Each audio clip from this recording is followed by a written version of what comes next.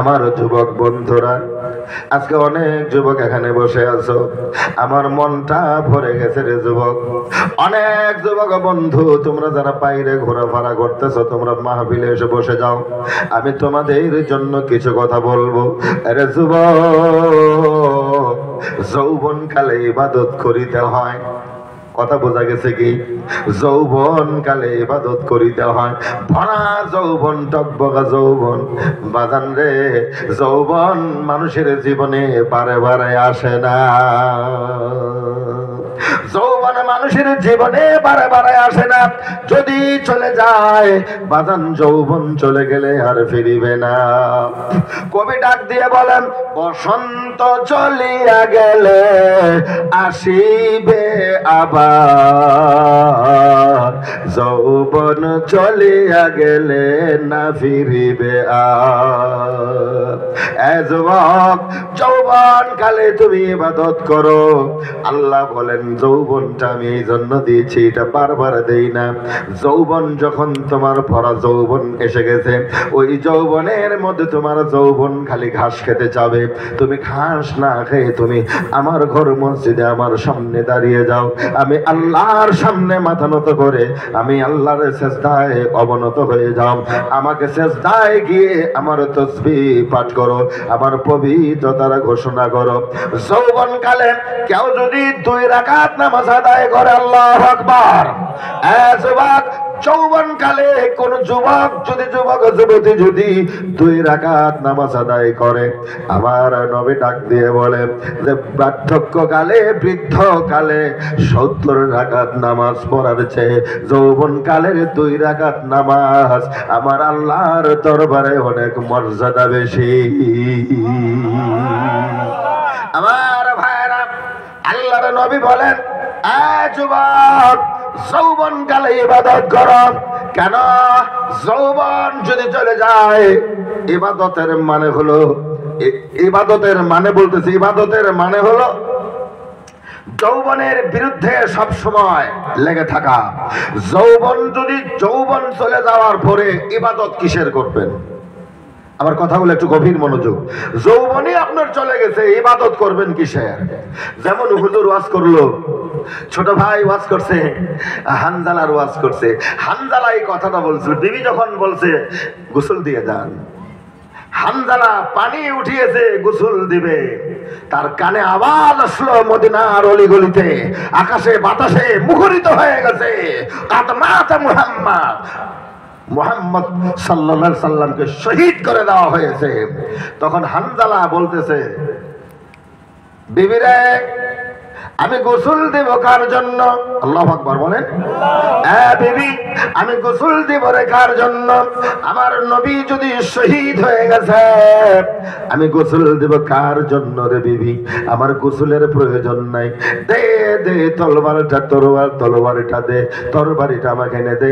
আমি যাব, যারা নবীকে শহীদ করেছে তাদের বিরুদ্ধে আমি ময়দানে গিয়ে দাঁড়িয়ে যাব। জোরে বলে যাবে কি সুবহানাল্লাহ। তাহলে তাদের গোসলটাও ছিল আমার নবীর জন্য।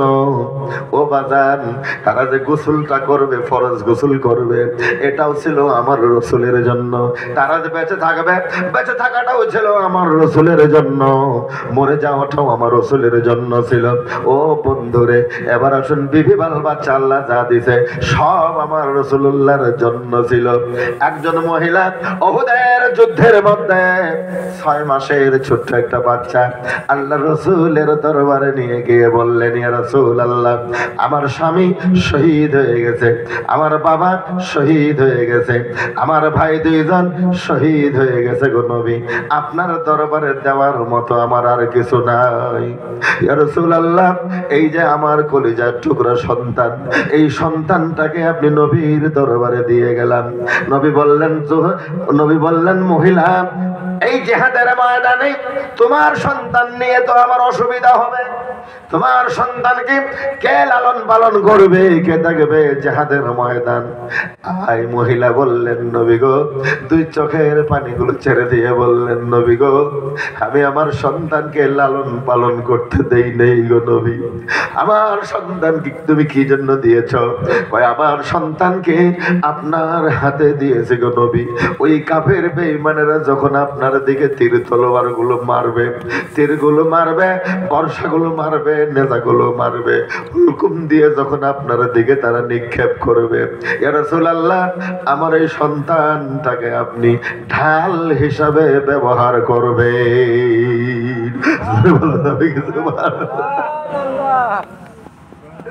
মহিলা বলে, সন্তানের মা বলতেছে, নবী গো, ইয়া রাসূলুল্লাহ, আমার সন্তানটাকে ঢাল হিসেবে ব্যবহার করবে, তীরের সামনে আমার সন্তানকে ধরবেন।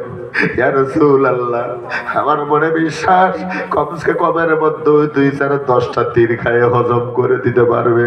তারপরে যদি আমার সন্তান যখন শহীদ হয়ে যাবে গো নবী, তারপরে আপনার শরীরে লাগতে পারে তীর। এই জন্য আপনার আমার শরীরে যতক্ষণ জীবন আছে, আবার আপনার শরীরে যেন তীর না লাগে, এই সন্তানটাকে আপনি ঢাল হিসাবে ব্যবহার করবে। এই ছিল মহিলা সাহাবীদের আকীদা। আমার বন্ধুরে, মহিলারা মহিলা সাহাবীর এমন আকীদা ছিল, তাদের সন্তানগুলো ছিল আমার রাসূলুল্লাহর জন্য। জোরে বলা যাবে কি সুবহানাল্লাহ? আমার ভাইরা, তাদের যত ধন সম্পদ ছিল, আল্লাহ যত ধন সম্পদ দিয়েছে, সকল ধন সম্পদ গুলো ছিল আমার আল্লাহর রাসূলের জন্য। জোরে বলা যাবে কি সুবহানাল্লাহ? আল্লাহর নবী, নূরের নবী গো, আপনি নবী আমার জীবনের জীবন। আল্লাহর নবী, নূরের নবী গো, আপনি নবী আমার জীবনের জীবন। আপনি নবী আমার জীবনের জীবন। আপনি নবী আমার জীবনের জীবন। আমার ভাইরা, তাহলে নবীজি আমার জীবনের চাইতে আমার কাছে বেশি মূল্যবান। আল্লাহু আকবার বলেন। বুখারীর হাদিস শোনাচ্ছি, আল্লাহর নবীর দরবারে সাহাবায়ে কেরাম বসে আছেন। রাসূলুল্লাহ তার হাত, নবুয়তের হাতটা নিয়ে হযরত ওমরের বুকে এমন করে ধরলেন। ওমর, তোমার খবর কি? হযরত ওমর বললেন, ইয়া রাসূলুল্লাহ, নবী গো, আমার জীবনের পরে আমি আপনাকে ভালোবাসি। আল্লাহর নবী বললেন, ওমর, তুমি এখনো ঈমানদার হতে পারো না। আল্লাহু আকবার বলেন। আল্লাহু আকবার। আল্লাহ রাসূল বললেন, ওমর, তুমি এখনো পূর্ণাঙ্গ ঈমানদার হতে পারো নাই। একটু পরে আবার রাসূল বললেন, ওমর, আবার হাত মোবারক দিলেন বুকের মধ্যে। ওমর, তোমার খবর কি? এবার ওমর বললেন, ইয়া রাসূলুল্লাহ, আমার সয় সম্পদ, ছেলে মেয়ে, বিবি, বাল বাচ্চা, অর্থ সম্পদ, জমি বাড়ি ঘর, বিল্ডিং বালাখানা, আমি ওমরের যা আছে, এমনকি আমার জীবনের চাইতেও আপনি রাসূলকে আমি বেশি ভালোবাসি। সুবহানাল্লাহ। আমার জীবনের চাইতেও আমি আপনি রাসূলকে বেশি ভালোবাসি। তখন আমার রাসূল বললেন, ওমর, তুমি এখন ঈমানদার হয়ে গেছো। জোরে বলুন সুবহানাল্লাহ। আওয়াজ দিয়ে বলুন সুবহানাল্লাহ। ঈমানদার একে বলে ঈমানদার।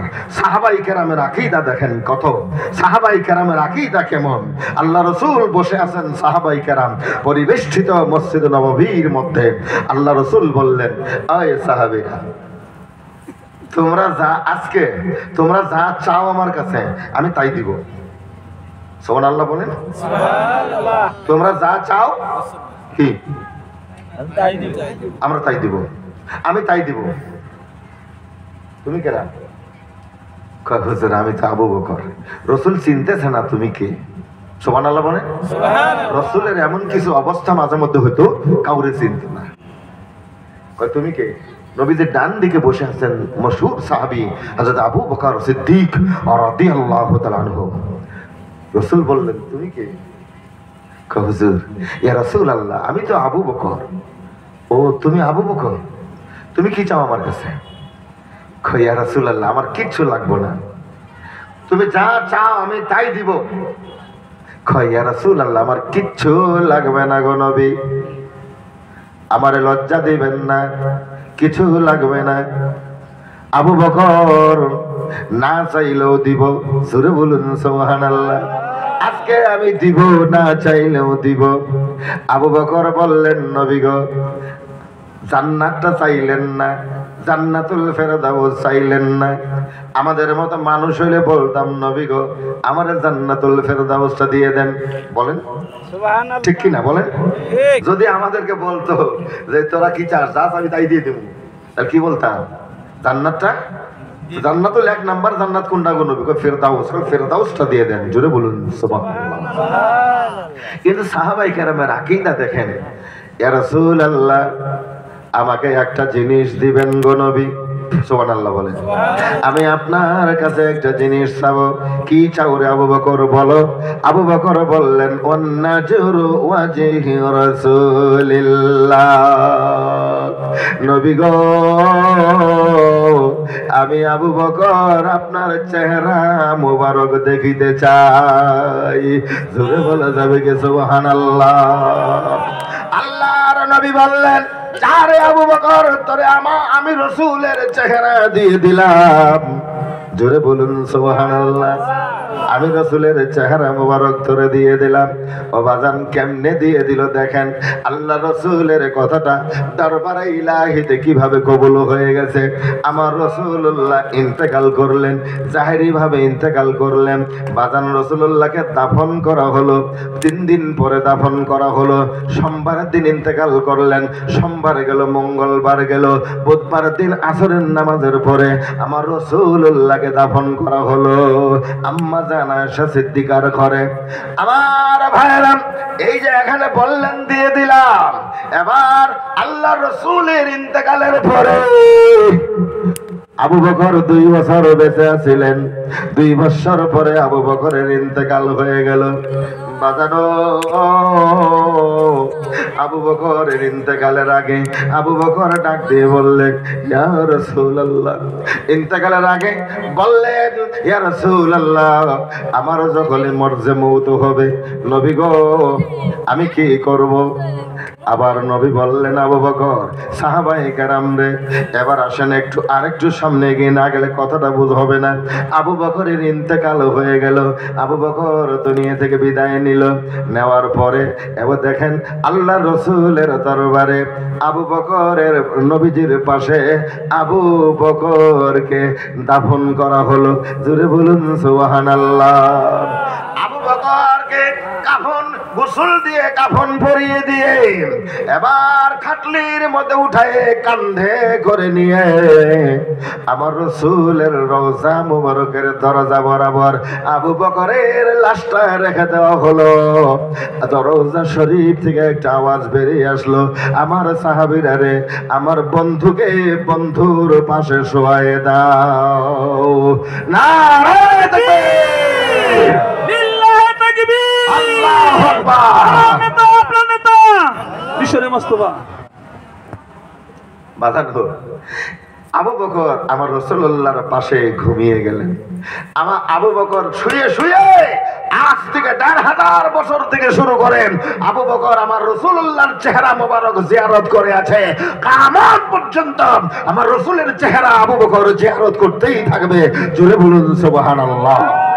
মসজিদে নববীর মধ্যে আবু বকর বললেন, ইয়া রাসূলুল্লাহ, আমার কিচ্ছু লাগবে না দুনিয়ার সম্পদ।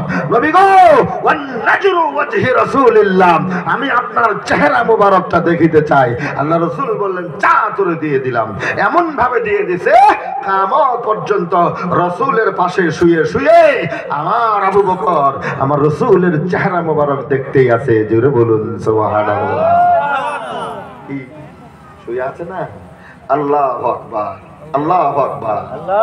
আমার ভাইরা, এই জন্য বললাম, একে বলে আশিক রাসূল। একে কি বলে? আশিক রাসূল। গারে সুরের মধ্যে, গারে সুরের মধ্যে, গারে হীরা না, গারে সুরের মধ্যে আবু বকর নবীজিকে কাঁধে করে নিয়ে, আল্লাহু আকবার বলেন, আল্লাহু আকবার। আবু বকরের কাঁধে কারা? মুহাম্মাদুর রাসূলুল্লাহ সাল্লাল্লাহু আলাইহি সাল্লাম। আবু বকরের কাঁধে হিজরতের রাত্রে আবু বকরের কাঁধে যিনি চলে আছেন তিনি রাহমাতুল লিল আলামিন। বাঁধানো কাঁধে করে নিয়ে গারে সুরের পাশে গিয়ে ফর্সা হয়ে গেছে। ওইখানে গিয়ে বলতেছে, ইয়া রাসূলুল্লাহ, এখন কাফের বেঈমানরা আমাদের দেখে ফেলবে, এই গর্তের ভিতরে আমরা এখানে নামবো। আমার নবী বললেন, আবু বকর এখানে আমাদের থাকতে হবে। গারে সুরের মধ্যে রাসূলুল্লাহকে গারে সুরের উপরে রেখে আবু বকর বললেন, নবী গো, জীবনে আপনার আগে চলি নাই, আপনার আগে কথা বলি নাই, আপনার আগে হাঁটি নাই, নবী গো পারমিশন দেন, আগে যাওয়া যাবে না, অনেক পুরানা গর্ত এটা, এই গর্তের মধ্যে পোকামাকড় থাকতে পারে, আপনি একটু দাঁড়ান, আমি আবু বকর আগে গর্তটা সাফ করে আসি, আমি আগে সাফ করে আসি, কি হয় আমার হোক, কি হয় আমার হোক, এটা মানে এটাই বোঝাইছে, কি হয় আমার হোক, আপনার গায়ে যেন কোনো আসর না লাগে। সুবহানাল্লাহ বলে। নবীজিকে উপরে রেখে আবু বকর গর্তের ভিতরে ঢুকলেন, গর্ত পরিষ্কার করলেন, পরিষ্কার করিয়ে কিছু গর্ত, কিছু গর্তের মধ্যে কিছু গর্ত, গর্তের মধ্যে কিছু গর্ত, এগুলা সবগুলা চাদর দিয়ে রুমাল ছিঁড়ে ছিঁড়ে দিয়ে দিয়ে বন্ধ কর, একটা গর্ত বন্ধ হলো না, আর কিছু নাই। অমনি গর্তের থেকে আবু বকর হাত বাড়িয়ে দিলেন, ইয়া রাসূলুল্লাহ, আমার হাতের মধ্যে আসেন, আমি কুলে করে আপনাকে নামাবো। সুবহানাল্লাহ বলেন, যদি বলেন সুবহানাল্লাহ। হাত এগিয়ে দিলেন, আল্লাহর নবী, আমার নবী, আপনার নবী এবার ঢুকে গেলেন আবু বকরের সহায়ক গর্তের মধ্যে। আমার বন্ধুরে, এবার রাসূলুল্লাহ আবু বকর রাসূলুল্লাহকে বললেন, ইয়া রাসূলুল্লাহ, আপনি আমার জানু মুবারকের মধ্যে একটু বিশ্রাম নিয়ে যান, বিশ্রাম নেন গো নবী, অনেক মেহনত হয়েছে। এবার আবু বকর পাও দুটো লম্বা করে দিয়েছে, পায়ের গোড়ালিটা গর্তের মুখের মধ্যে দিয়ে আবু বকর গর্তের এক পাশে গর্তে হেলান দিয়েছে। এবার রাসূলুল্লাহ আবু বকরের জানুর উপরে মাথা দিয়ে বিশ্রাম নিচ্ছে। সাপ একটা, বহু পুরানা সাপ, অজগর সাপ, ও বাজার এটা ঘোরাফেরা করতেছে, কেমন তার নাকের মধ্যে খুশবু চলে গেছে, মুহাম্মাদুর রাসূলুল্লাহর খুশবুটা চলে গেছে। ওই গর্তের মধ্যে সাপ জঙ্গলে পাগলের মতো ঘুরতেছে। দিদারে মুহাম্মাদুর রাসূলুল্লাহর জন্য একটু জোরে বলা যাবে কি সুবহানাল্লাহ। নবী কোন রাস্তা দিয়ে যদি যাইতেন 24 ঘন্টা রাস্তার মধ্যে খুশবু লেগে থাকতো, জোরে বলা যাবে কি সুবহানাল্লাহ। আমার দয়াল নবী কোন সন্তানের মাথায় যদি ফু দিয়ে দিতেন, হাত দিয়ে বলিয়ে দিতেন, আমার বন্ধুরা 24 ঘন্টা তার শরীরে খুশবু লেগে থাকতো। সুবহানাল্লাহ বলে। আর আমরা ফু দিলে বিড়ির গন্ধ বাড়ায়, কথা কন না কে? আমরা ফু দিলে ওই সিগনেচারের গন্ধ বাড়ায়, কথা কন না কে? আমরা ফু দিলে শিকরের গন্ধ বাড়ায়, কথা বলেন না কেন?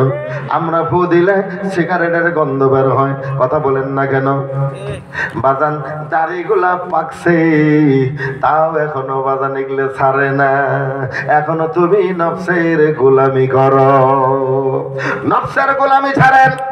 এবার আল্লাহর নবীর খুশবু নাকের, সাপের নাকের মধ্যে চলে গেছে, না সাপ পাগলের মতো ঘুরতে ঘুরতে ওই গর্তের চতুর্দিকে তওয়াফ করতেছে, ঘুরতেছে, ঘুরতে ঘুরতে একটা জায়গায় একটু ফাঁকা পেয়েছে। আবু বকর পা দিয়ে বাধা দিয়েছে, পায়ের গোড়ালি দিয়ে বাধা দিয়ে আবু বকরের তন্দ্রার মতো ঘুমের ভাব হয়ে গেছে।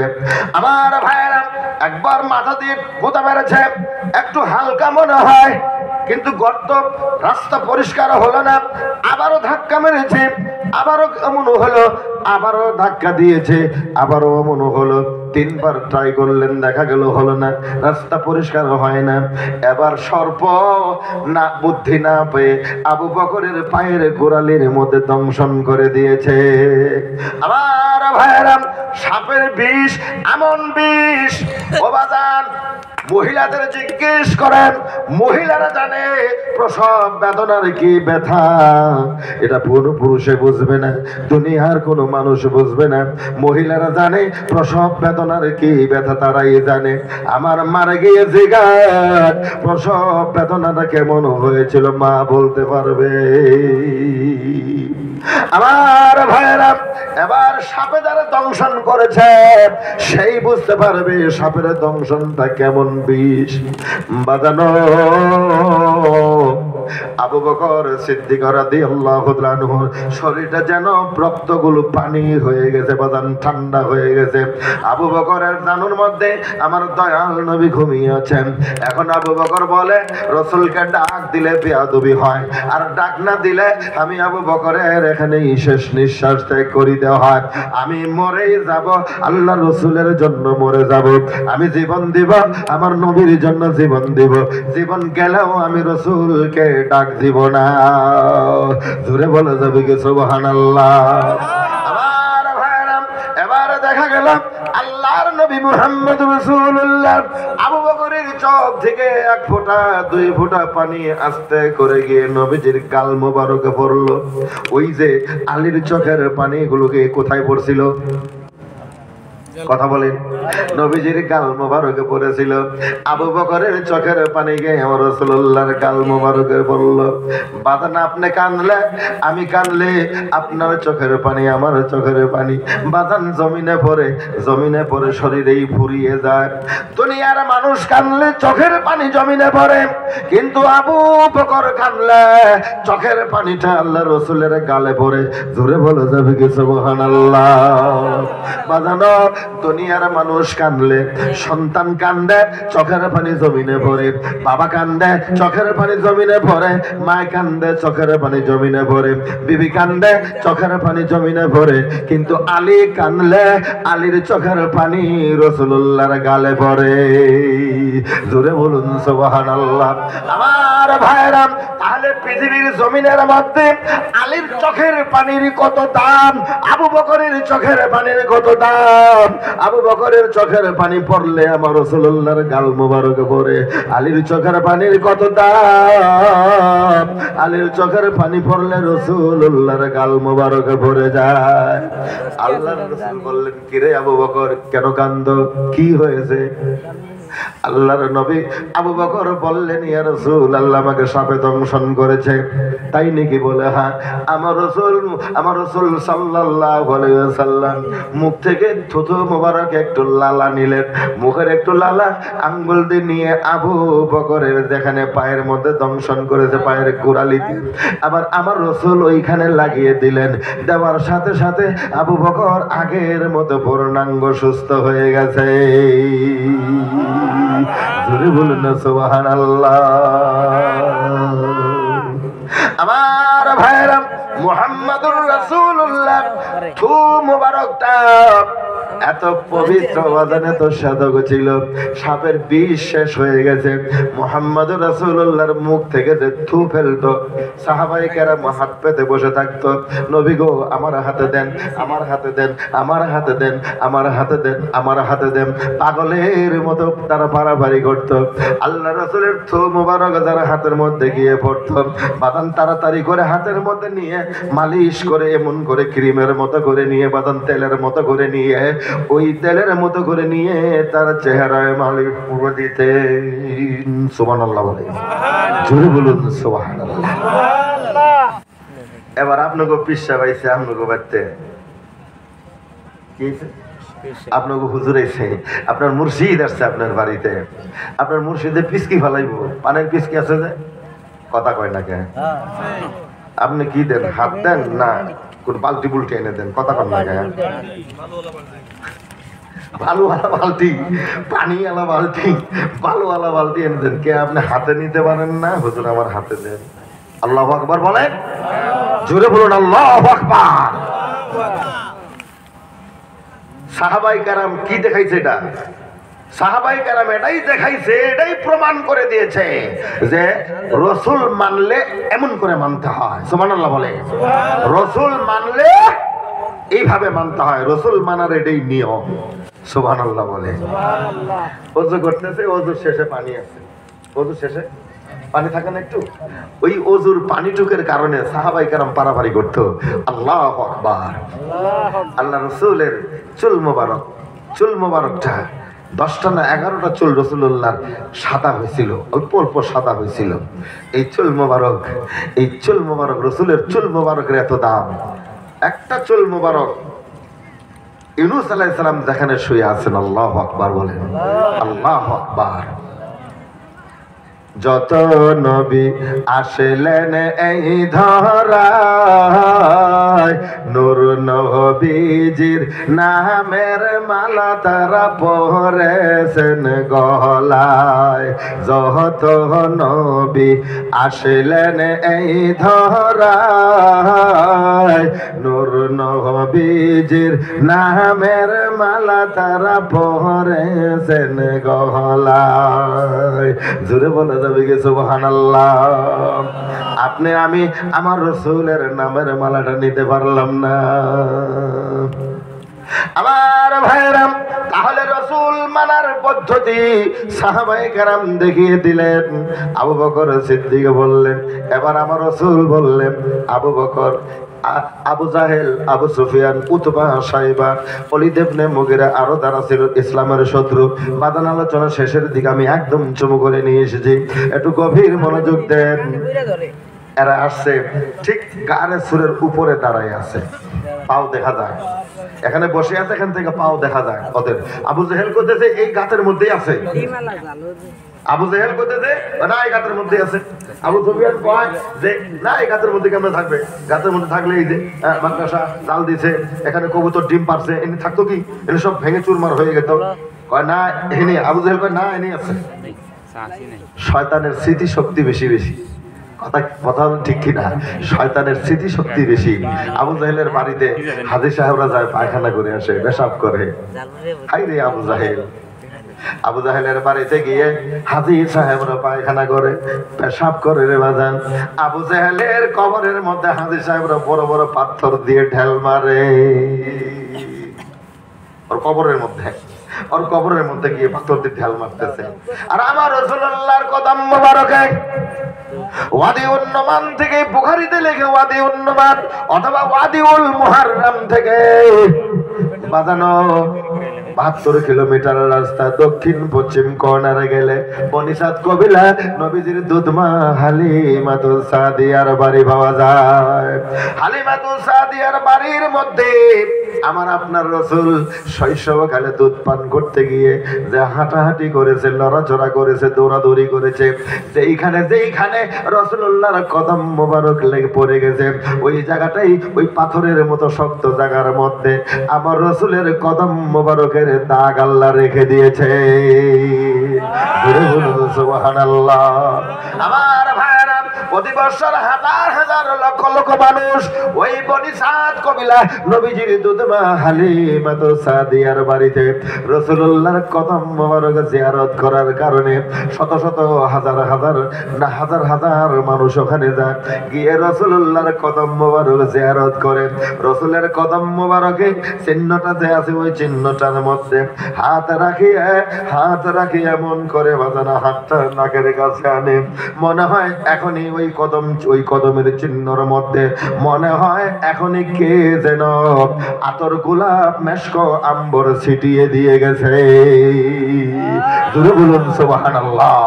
আমার রাসূলুল্লাহর কদম মোবারকের মধ্যে দেখেন আল্লাহ কুদরতি খুশবু বের করে দিয়েছেন। কিয়ামত পর্যন্ত ওই খুশবু রাসূলুল্লাহর কদম মোবারকে লেগে থাকবে। জোরে বলা যাবে কি সুবহানাল্লাহ।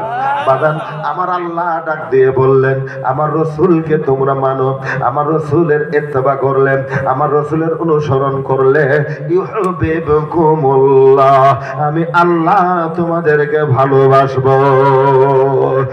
জোরে বলা যাবে কি সুবহানাল্লাহ। আমার ভাইরা, রসুলকে মানেন, রসুল ছিলেন, রসুল না চিনলেন, রসুল না মানলে কবরে গিয়ে মুসিবতে পড়বেন, গ্রেফতার হয়ে যাবেন বাঁধানো। কারণ কবরের মধ্যে যে জিজ্ঞেস করা হবে রসুলকে ডাইরেক্ট দেখানো হবে, দেখানোর পরে জিজ্ঞেস করা হবে এই যে মা কুনতা তাকুলু ফি হাযার রাজুল, ইনি কে, ইনি সম্পর্কে তোমার কি ধারণা, নাকি তুমি চিনো নাকি? সুবহানাল্লাহ বলেন। মানুষ বিপদে পড়ে যাবে, মুসিবতের মধ্যে পড়ে যাবে, রসুলকে জীবনে দেখে নাই বলতেও পারবে না, এমন একটা সমস্যা আমাদের দেখা দিবে। বাজান বসেন, আলোচনা শেষ, সবাই বসেন, আলোচনা শেষ। পর্দার আড়ালে মানে অনেক মহিলা, হাজার মহিলা এসে জমা হয়ে গেছে। আল্লাহু আকবার বলেন। ওদের ওই প্যান্ডেল, এই প্যান্ডেলের থেকে ওই প্যান্ডেলটা অনেক বড়, প্যান্ডেলে জায়গা হয় না, হাজার হাজার মহিলা এসে জমায়েত হয়ে গেছে। মা বোনদের জন্য দুটো কথা বলবো, আপনারা খারাপ পাবেননি বাজানো। মা বোনদের জন্য দুটো কথা বলবো, কারণ আমরা পুরুষরা বিভিন্ন জায়গায় যাইতে পারি, মহিলারা কোথাও যাইতে পারে না। আজকে তাদের সুযোগ, এই মাহফিলে তারা এসে অংশগ্রহণ করেছে। বাজান তাদের জন্য আমি দুটো উপহার দিব। আমার ভাইয়েরা, মা বোনদেরকে তার মানে স্বামী স্ত্রী আর মা বোন, স্বামী স্ত্রীর সম্পর্কটা এমন রে বাজান, এই মাহফিলে অনেকে আছেন বিবি কবরে আছে কিনা বলেন? এই মাহফিলে অনেকে আছেন, ওই মাহফিলে মহিলাদের প্যান্ডেলে অনেকেই আছে স্বামী কবরে আছে। আমার ভাইয়েরা, আল্লাহর নবী বলেন বাঁকা হার দিয়ে, কি দিয়ে? বাঁকা হার দিয়ে মহিলাদেরকে তৈরি করা হয়েছে। এরা সৃষ্টিগত ভাবে বাঁকা, এরা সৃষ্টি জন্মগত ভাবে এরা বাঁকা, বাঁকা হার দিয়ে এদের তৈরি করা হয়েছে। ওই যে কারেল চিনেন না? কারেল, কাইরেল দেখেন যে কি কোন আপনারা কারাল কোন না? কারাল। আমার ভাইয়েরা, কারাল কি ওটা? কারাল আগে বাঁশ আসাল, বাঁশ আসাল না, বাঁশ আসিল, ওই বাঁশ কাটার পরে বাঁশের মাথাটা আপনি কাটলেন, কেটে নিলেন, নেওয়ার পরে একটা ঝিক ওখানে রাখলেন, ঠিক না? ওটা আবার সুন্দর করে ছিলে টিলে ওটা আবার রশি দিয়ে একটু টানা দিলেন, টানা দিয়ে 2-3 দিন রাখলেন। যখন একটু পাকা হয়ে গেল ওটা আপনি ছেড়ে দিলেন। এবার ছেড়ে দেওয়ার পরে আর সিধা হয় না, এটা হলো কাইরাল। আমার ভাইরা, এটা দিয়ে আপনি কাম টাম শেষ করার পরে আপনি যদি মনে করেন যে আমি এটারে সিধা করে ফেলামু, কাইরাল তোরা বাঁকা রাখবো না, সিধা করে ফেলাবো। আচ্ছা, আপনি যদি টানেন সিধা হবে কি? কথা কয় না, সিধা হবে? কি হবো? ভাঙ্গে যাবো, মানে ভাঙ্গিব, মস্কিব না। কথা বুঝেন নাই? ভেঙে যাবে, মস্কাবে না। আমার ভাইয়েরা, ওটা ভেঙে যাবে, যতই টানেন সিধা হবে না, ওটা ভেঙে যাবে। এবার আল্লাহর নবী, আল্লাহ পাক বলেন, নবীজি বলেন যে মহিলাদেরকে আল্লাহ সৃষ্টিগত ভাবে বাঁকা করে তৈরি করেছে, এরা বাঁকা হাড় দিয়ে এদেরকে বানানো হয়েছে। এবার শুনেন, একটু সামনে বলি আমার বন্ধুরে, মহিলাদেরকে আপনারা যারা এখানে বসে আছেন, আমি আপনাদের সকলকে বলতেছি, বাঁকা হাড় দিয়ে তাদেরকে বানানো হয়েছে, এরা সৃষ্টিগত ভাবে বাঁকা।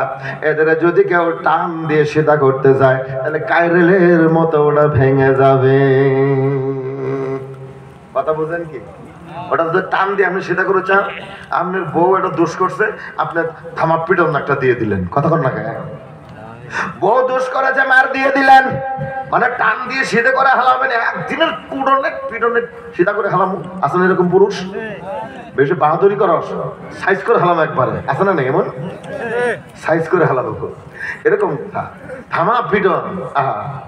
থামা পিটন পিটলে ওটা পিটার জন্য না তো। মহিলাদেরকে মার দিতে পারবেন না, যদি মার দেন জেনে মারতে দিবেন, আপনি ওই জায়গায় আগে আপনার হাতটা দিবেন। কথা কয় না?